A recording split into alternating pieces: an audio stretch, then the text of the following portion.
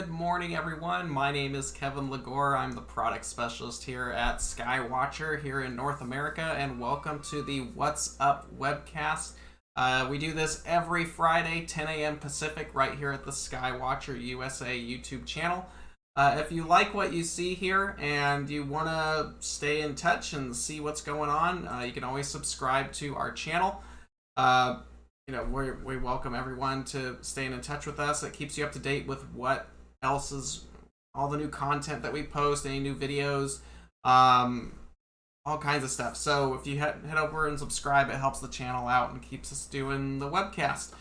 If there is a topic you'd like us to cover that maybe we haven't looked into doing before, go ahead and email us at support@skywatcherusa.com and title it What's Up Webcast, and I'll be happy to help you guys out with that and take some considerations of all that fun stuff as well.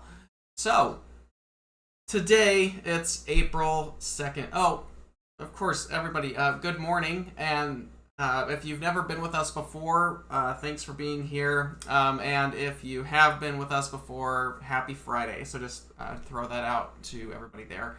So that being said, let's get started.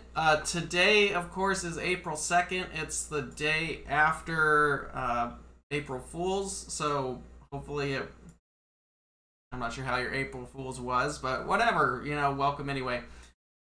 So we thought it would be fun to do kind of a funny spoof episode to kind of show some of the stuff that's happened in astronomy, some of the things that we've seen,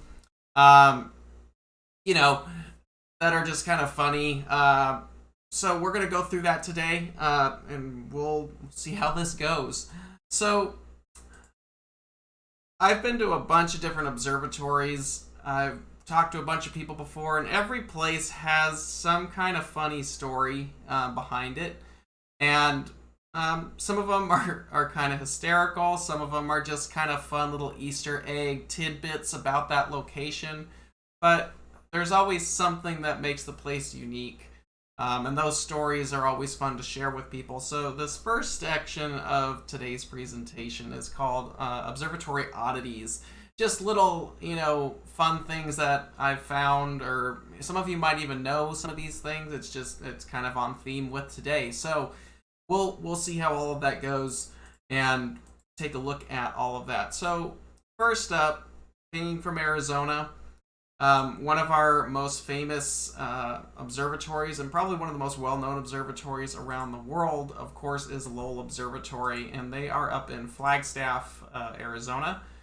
And if you've never been there, they're really a cool place to go. So if you're ever in Arizona or want to take a trip up to Lowell Observatory, do so. They've got a great facility up there. There's lots of history. Of course, that's where Pluto was discovered up there with the 13-inch Pluto telescope. And of course, they have the world-famous Clark 24-inch telescope, which is still in operation today. You can still go use it. It's an incredible instrument. They refurbished it back in 2014. So it's all been redone, and it's ready. I think it's over 120 years old now, but they use it every clear night for viewing, so you can go up there and check it out. It's really a cool facility. But a little bit about the observatory that telescope is actually housed in.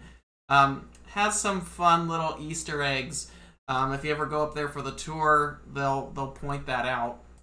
Like I said, this is in Flagstaff, Arizona, northern Arizona. So you're about 2 hours north of Phoenix and about an hour and a half south of Grand Canyon. So you can kind of hit all of that. Now, what is interesting about this particular observatory, what's kind of fun about it, is you'll see the tires on the bottom of the observatory. Most observatories nowadays use some kind of, I know some of the more advanced observatories, like out at Fort Davis, McDonald Observatory, their big 10-meter floats on these big airbags, and there's all kinds of ways to make bearings for telescopes now. And this one, however, uses old truck tires. So it's just kind of a cool little tidbit about that observatory. There's several dozen of these old, I think they're Ford tires. I'm not exactly sure. But they have these old tires that the entire observatory basically rolls on. So it's kind of a neat little Easter egg that they have up there, and it works, and it's been working for the last 120 years. So if it ain't broke, don't fix it. So kind of a cool little signature piece of the Clark 24-inch telescope up on the Lowell Observatory there. Now, another cool thing is the actual opening or the slit in the observatory dome, and they call this a wedding cake style dome because it's not a nice arc dome, and it kind of goes up and then up. So they call it a wedding cake design. But the doors that are actually part of the observatory slit were originally used on a bomber, like a military aircraft bomber, and they use the bomb bay doors as the slit doors of the observatory. So that's kind of a cool, funny little thing about the Clark Observatory, or the Clark Telescope at Lowell Observatory. So that's kind of a cool thing. I'm sure they have some more little Easter eggs in the observatory and history behind it. But you'll have to go up there and check it out. There is one more, and they don't do it anymore. When they refurbished the telescope in 2014, a lot of stuff got taken off and redone, and some of the stuff was archived and put in their museum for display.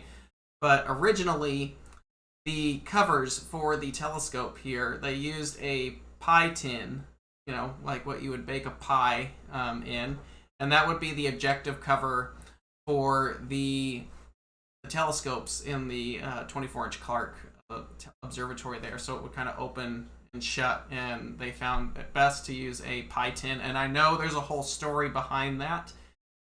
So if you ever do go up there, ask them about the pie tins observatory covers, and I'm sure they'll be happy to tell you about that. But it's just kind of a cool little, funny little signature that Lowell Observatory has had for years. And like I said, those were eventually replaced in 2014 when the telescope was refurbished with, machined, really nice covers that really complement the telescope at the time. So, but yeah, just an interesting history of the Lowell Observatory 24-inch Clark refractor about that particular telescope. Now, this next one I probably should have pushed till later. I think it's kind of the ultimate, one of the biggest ones in this entire topic.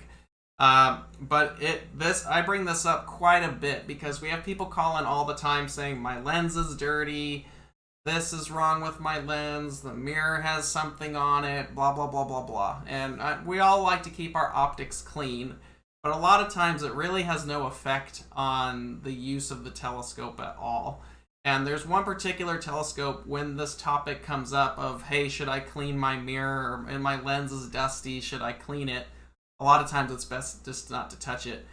But this particular telescope, this is the McDonald Observatory, Harlan J. Smith 107-inch telescope. You can actually view through this telescope. They have special viewing nights for this telescope. You have to sign up. But this is up there. It's in the tour. You can go see this particular telescope. Again, it's 107-inch, the Harlan J. Smith. It's one of the larger ones up on the peaks out there. If you're ever in Texas for like the Texas Star Party, you'll see this observatory there. And of course, this is McDonald Observatory in Texas, now near Fort Davis, kind of West Texas area. Now, this particular telescope has an interesting history, and you'll see from the primary, which this picture right here is the primary mirror. It's obviously got the main baffle central obstruction because it is a Cassegrain style optical system, but there's all these marks on the mirrors. Now, a while ago, I'm not exactly sure what year this occurred, but it's been several decades, the telescope operator of this particular telescope lost it. And he took a 6-shooter revolver and basically pounded 6 slugs into the primary mirror of the telescope. And those bullet holes are still there to this day. There they are, 1, 2, 3, 4, 5, 6. They're all there. So 6 bullet holes, very Texas story. But yeah, 6 bullet holes into the 107-inch primary mirror. They still use the telescope for research, they still use the telescope for viewing, and it works just fine.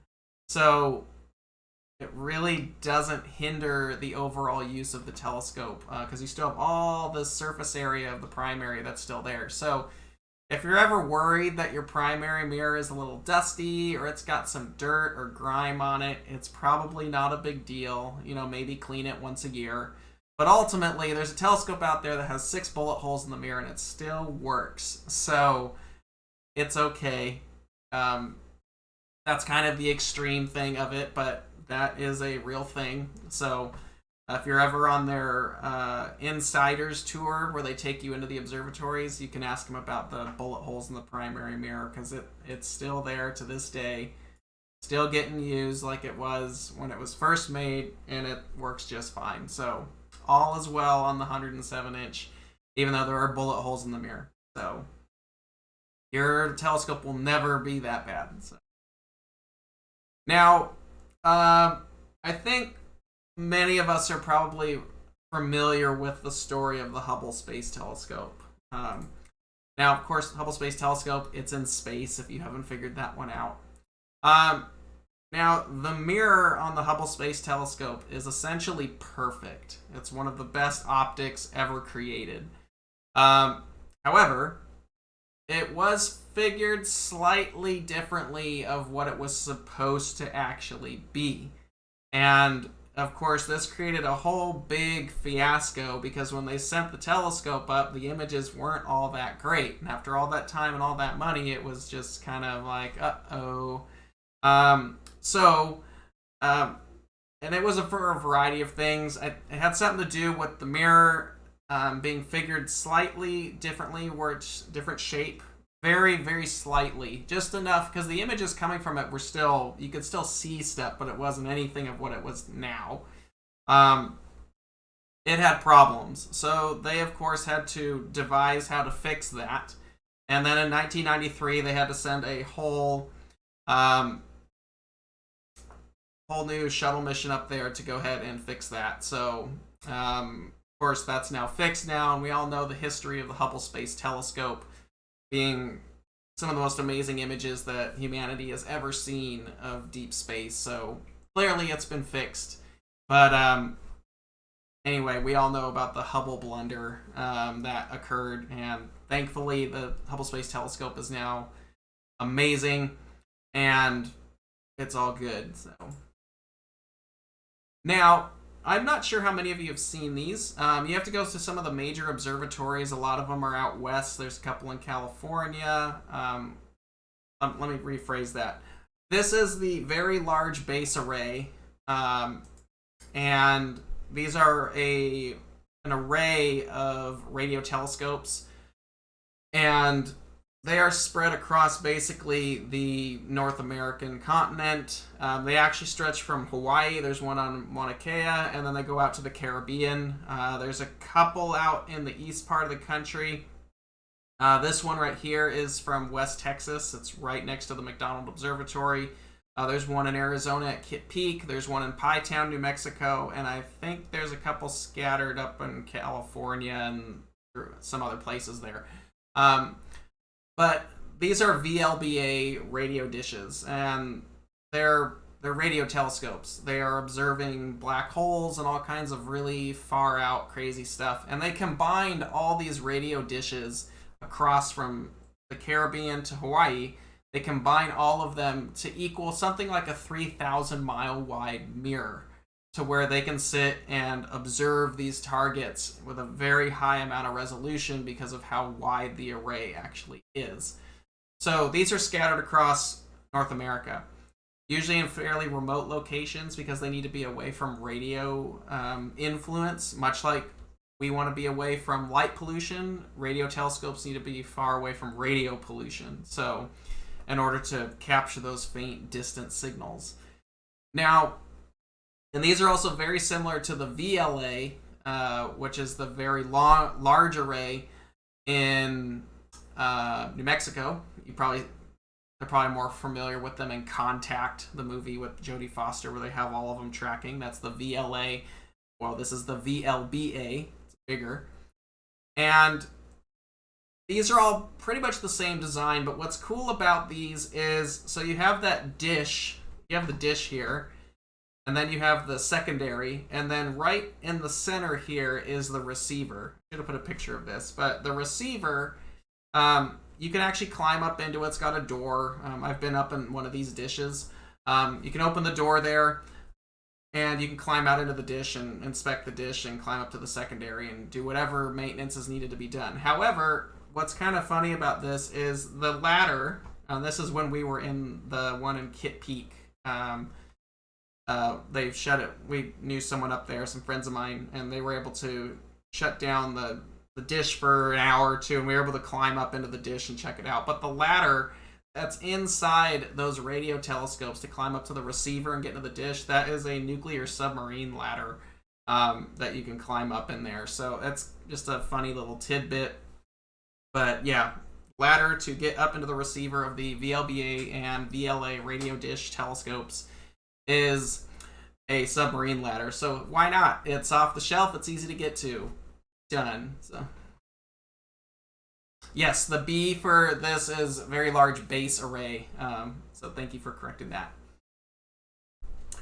All right, so the next one, and I think we're all freaked out about this. I know I've done this myself. So a good friend of mine, hopefully we'll have him on as a speaker later this year. He works up at Mount Hopkins Observatory, which is south of Tucson.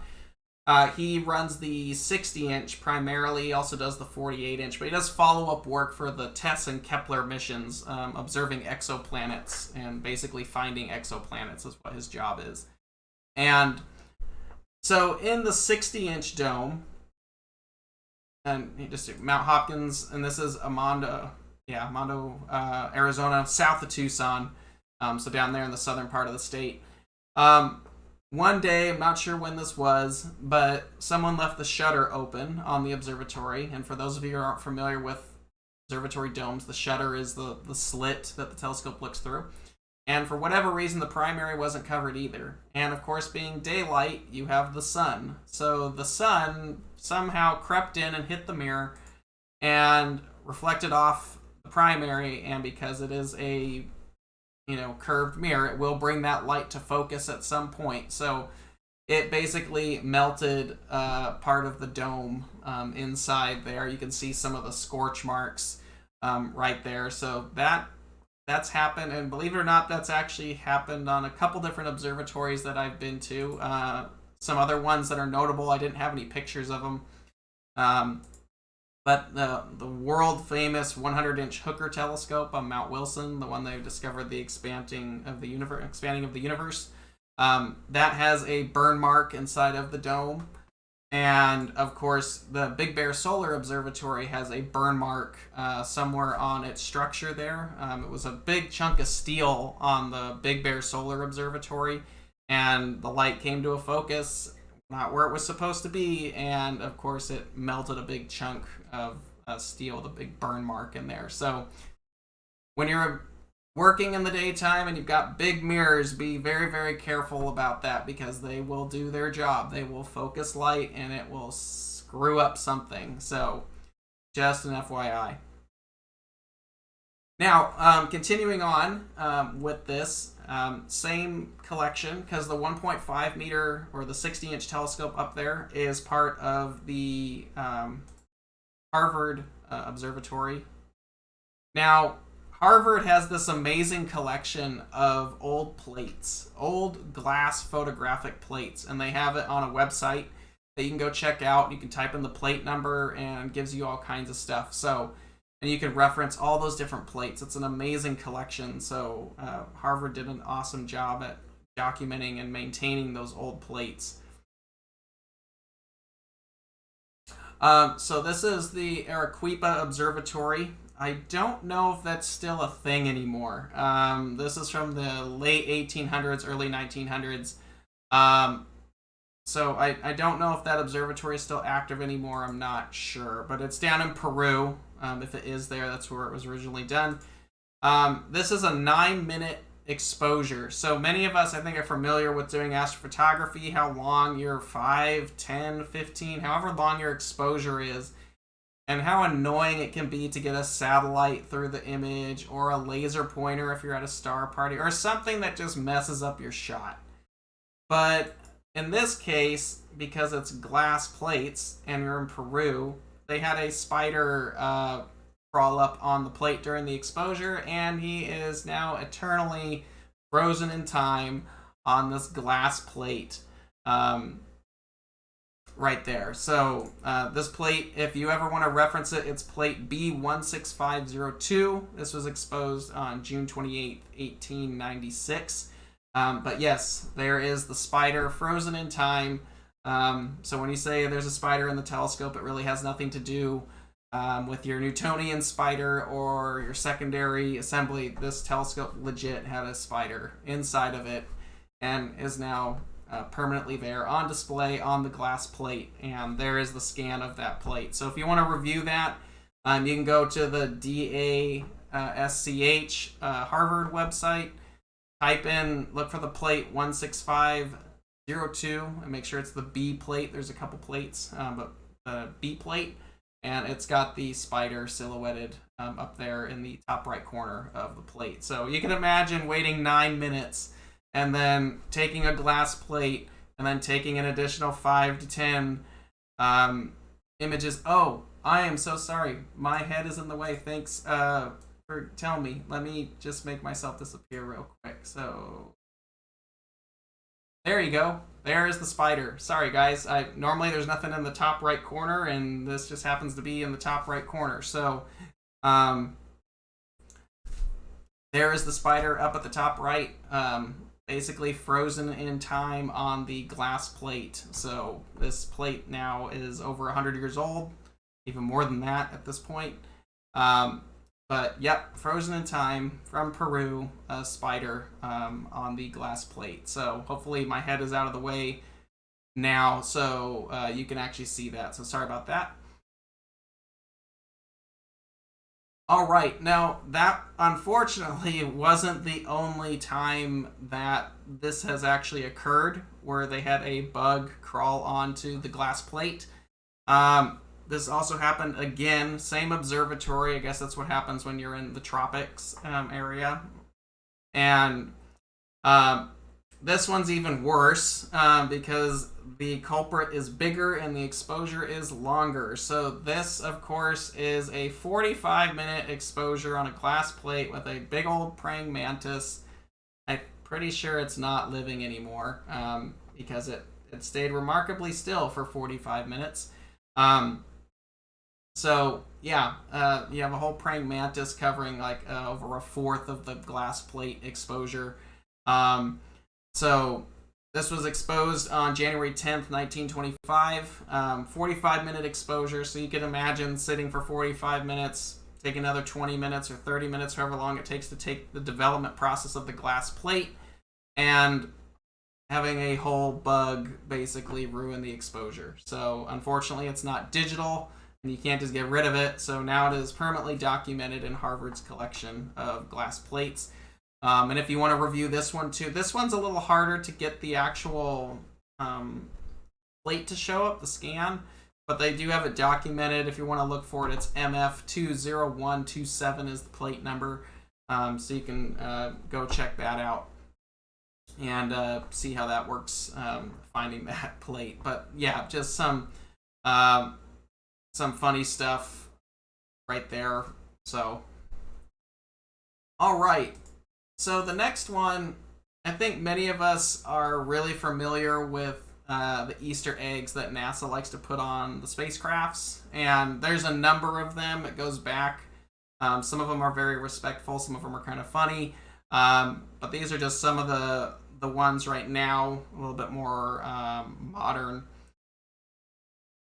So I think we're all familiar. We have Ingenuity Mars helicopter that's just about to take flight, and this was sent over the other day.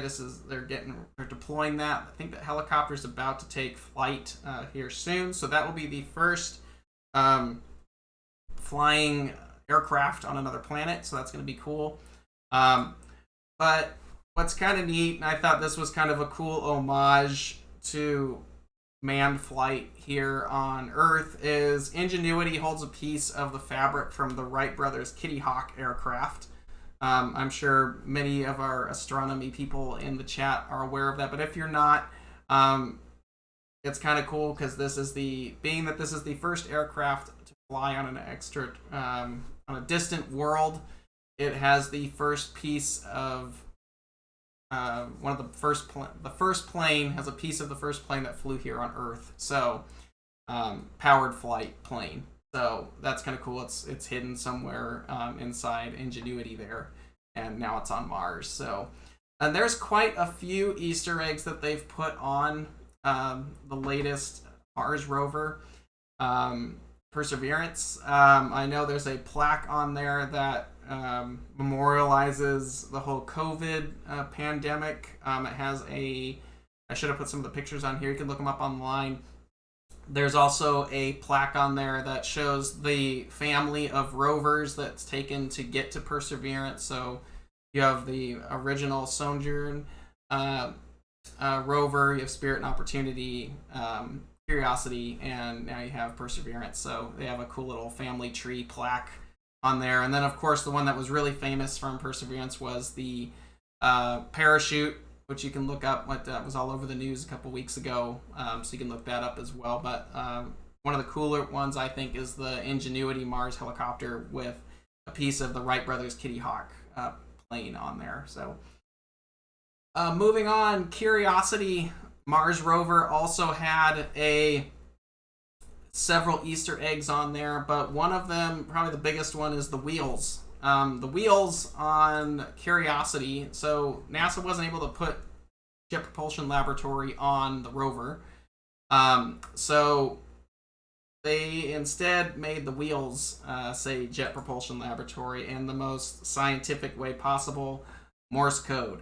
So on the wheels there, these holes that you see right here, that's all Morse code. It's on all 6 wheels, and that spells out JPL in Morse code. So now that this rover rolls around Mars, it's leaving its footprints all over the place, and every few rolls it leaves the JPL Morse code on the surface of Mars. Eventually a dust storm will make that go away, but it's kind of a cool little thing there that they have hidden inside there with the Curiosity rover rolling around. The new one, Perseverance, does not have the holes. The wheels are a little bit more substantial for Perseverance because Curiosity's wheels got torn up pretty quickly with holes and all kinds of stuff. So they learned a lot from Curiosity as far as wheels go and applied it to Perseverance. So no JPL imprints on Perseverance, but it is up on Curiosity. So kind of a cool little thing there.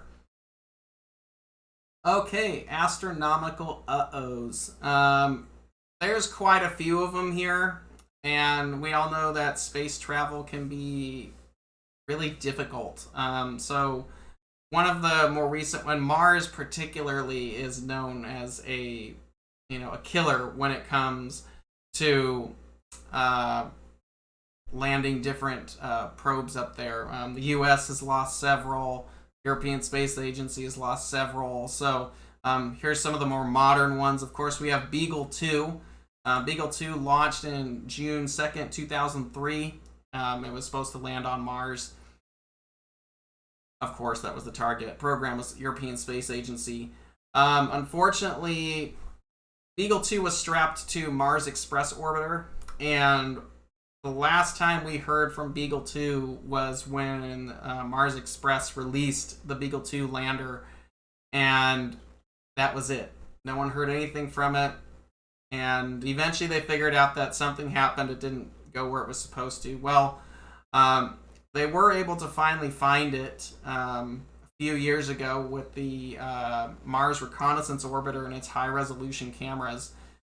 Beagle 2 did make it to Mars. There it is right there, and the parachute and the rear cover.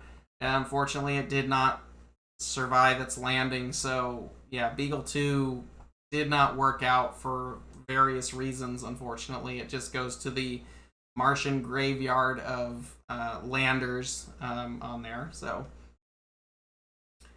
now another one, Schiaparelli, was part of ExoMars mission.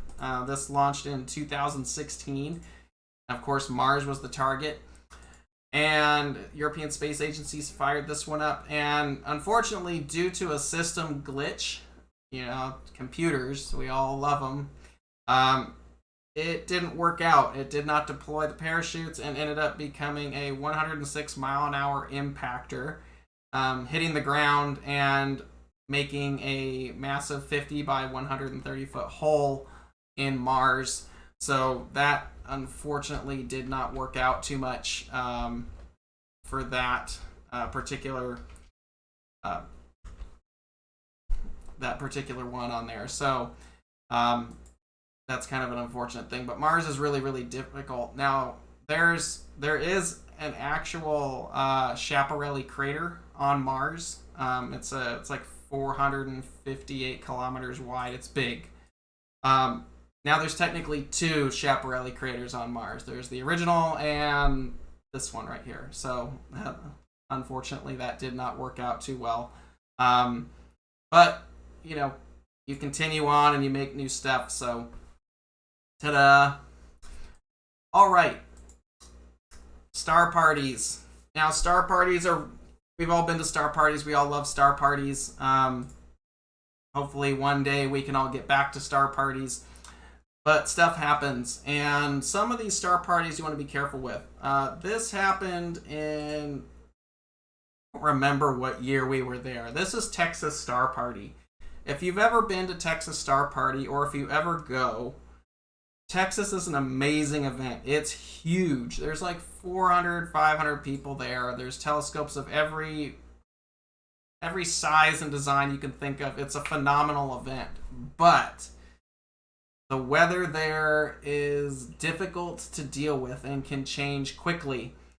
And you want to make sure you've got covers for your telescopes, and more importantly, you want to make sure your telescopes are secured in case you get a dust devil or whatever happens. But yeah, star parties, telescopes can get tired too.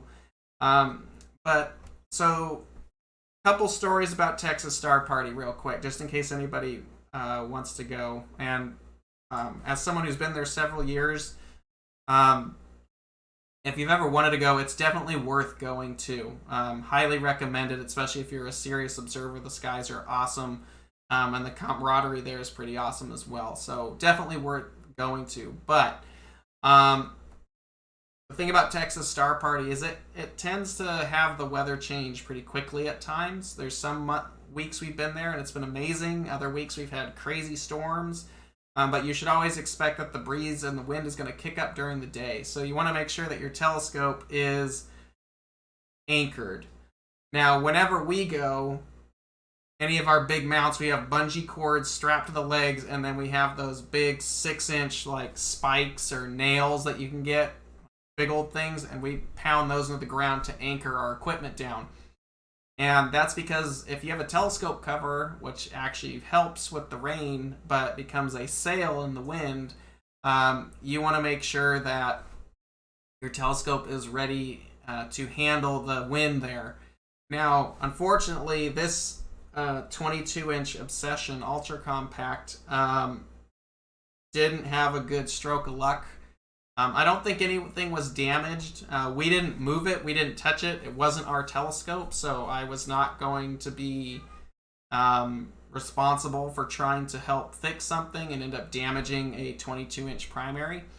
But I think everything on this one was okay, at least optically. I'm not sure. The owner was a bit freaked out, but that's what can happen at Texas Star Party. And another instant, the first year I think we were there, it was like 2015, 2014.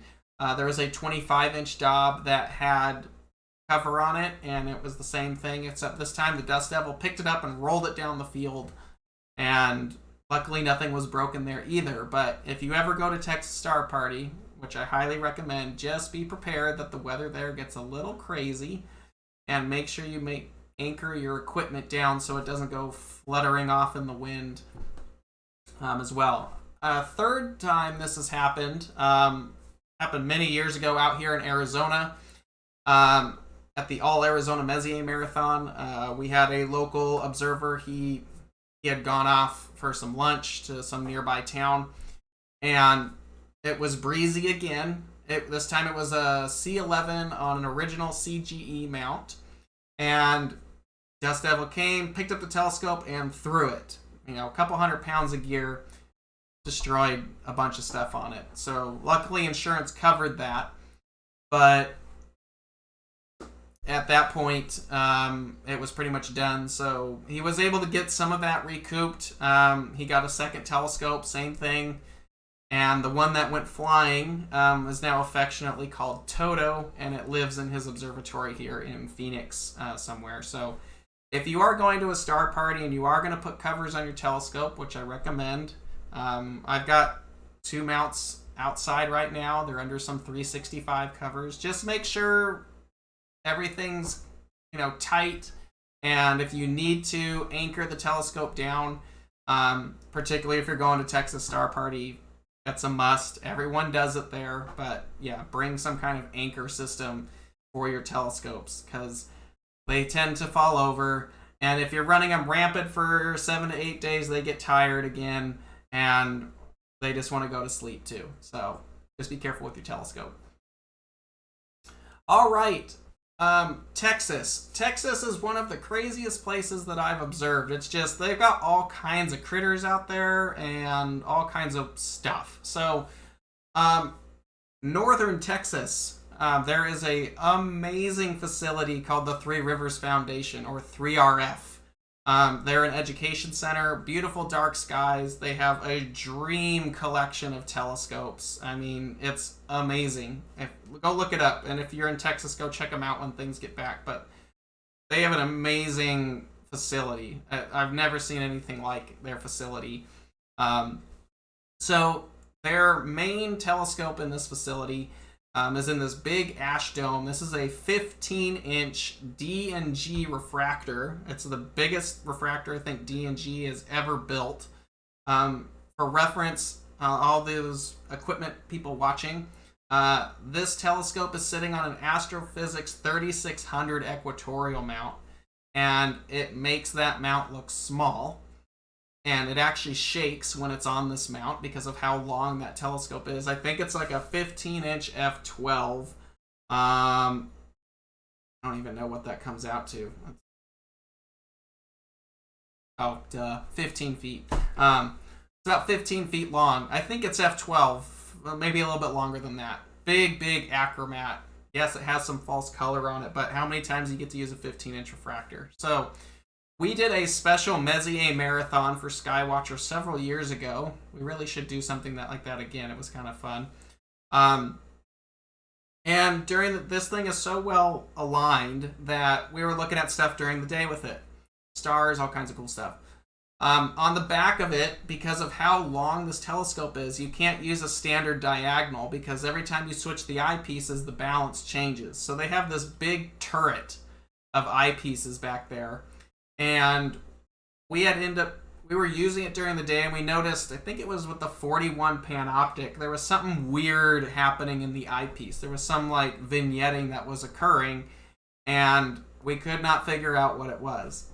Well, after letting some of the on-site techs take a look at it, we found out it was a wasp.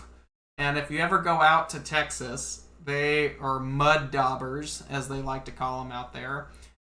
There are these wasps everywhere. They just go about doing their thing. Somehow this one had gotten in the telescope. We had finally found that there's a gap, probably about half-inch gap between the mounting cell of the tube and the actual objective cell. So we had to flip this telescope around, and we helped them put string around that to make sure that the lens could still breathe, but it would keep bugs out. So we sealed that up, we took the eyepiece off, and eventually the wasp flew out and left. But yeah, when you go to Texas, everything gets into everything. Even the crates that we shipped out here that held our large telescopes at the time came back with wasp nests inside of them. So that was a lot of fun to deal with as well. So Texas is always a fun place to observe. The skies are always great.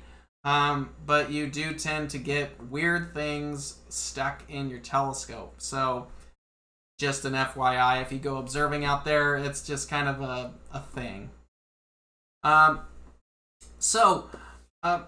Because today was just kind of a fun little thing, it's going to be a little shorter than our typical hour. We're actually doing pretty good right now, but this is the final set of slides that I have here. There is a video that goes along with this. I can play it if you guys want to see it. It's on our YouTube channel, but I can play it right here if you guys want to watch it. Just let me know in the chat and I'll bring the whole video in. Several years ago, let me give you a backstory about this. Before I started working for Skywatcher, I have a friend of mine. His name's John. He works for a company called Raytheon Missile Systems, and they make rockets. And he is a amateur rocket builder, a very advanced one at that. And we always had this running joke in our group that we should build a rocket out of a telescope tube, and it was always kind of a running thing.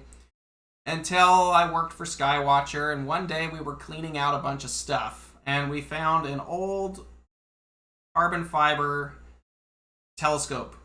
And, well, long story short, we turned that telescope into a rocket. We actually sent it to him.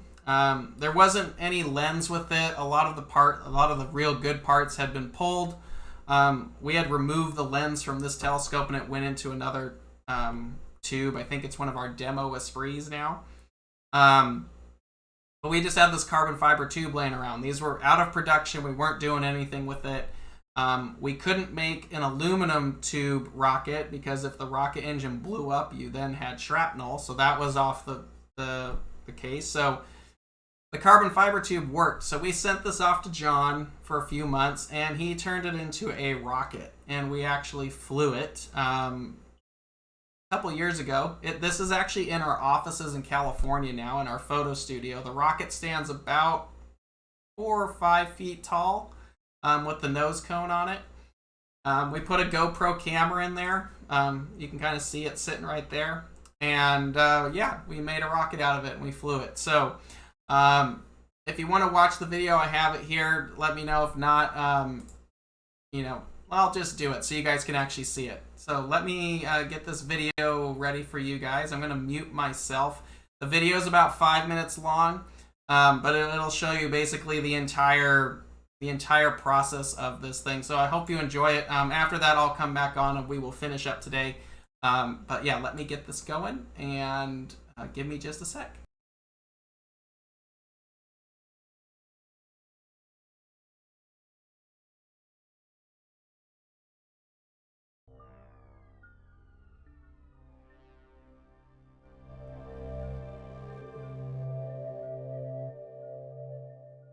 We're out here in the desert in Arizona, just outside a small town called Wickenburg, and we're going to show you what we do with leftover parts of telescopes.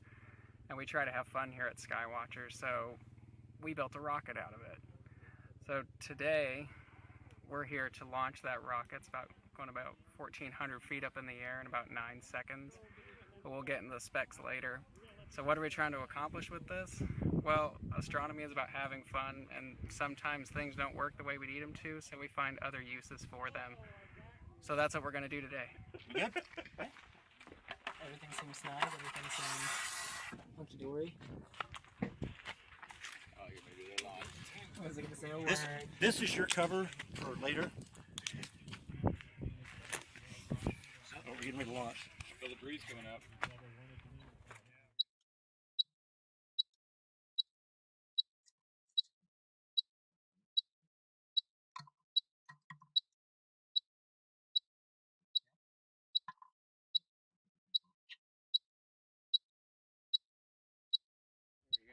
My name is John Meshberger. I'm flying a Skywatcher Quantum ED-150. We've converted it to added fins to make it into a rocket. It's going to fly on a J570 with about 1150 Newton seconds maximum thrust. Should hit maximum velocity about 297 feet per second and peak out at about 1,400 feet in about 9.5 seconds. Ranger clear. Going in 5, 4, 3, 2, 1, launch.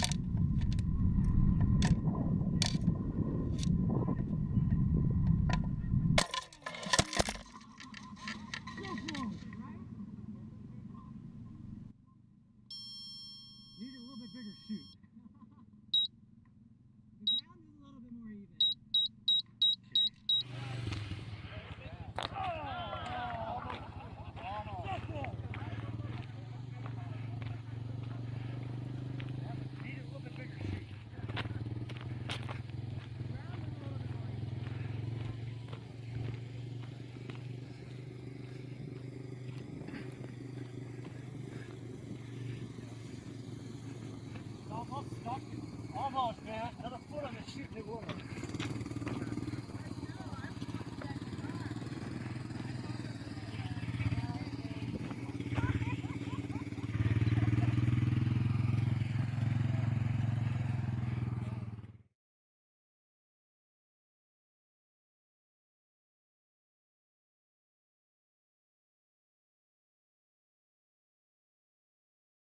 So that was fun. We'll have to redo that sometime, and actually, we could actually fly it again. So we'll have to do that again sometime, maybe with a bigger motor. But well, cool. Well, like I said, we're wrapping up a little early today. I really hope you guys enjoyed today. It was just kind of a fun little thing in honor of April Fools. We like to have fun around here. If you really like the channel, go ahead and subscribe. If you want to see us do another video on a particular topic that we might not have covered, go ahead and email us at support@skywatcherusa.com and just label it "What's Up" in the email title. Next week, we're kind of going back to our regular scheduled episodes of April Night Skies. So come out and join us. We're going to see what's up in the April skies of April. Of course, it's galaxy season. We're in spring, so we're going to be talking about a lot of really deep, crazy-looking stuff out there. So join us next week. And, of course, we've got some other cool stuff this month as well. So I hope you guys had fun today. It was just kind of a little fun little episode we thought we'd throw together about just some funny things that have happened. And, yeah. Please have a good weekend. Stay safe, clear skies, and we will see you guys next week for our What's Up in the Nighttime Sky episode. So take care, everyone. Have a good weekend.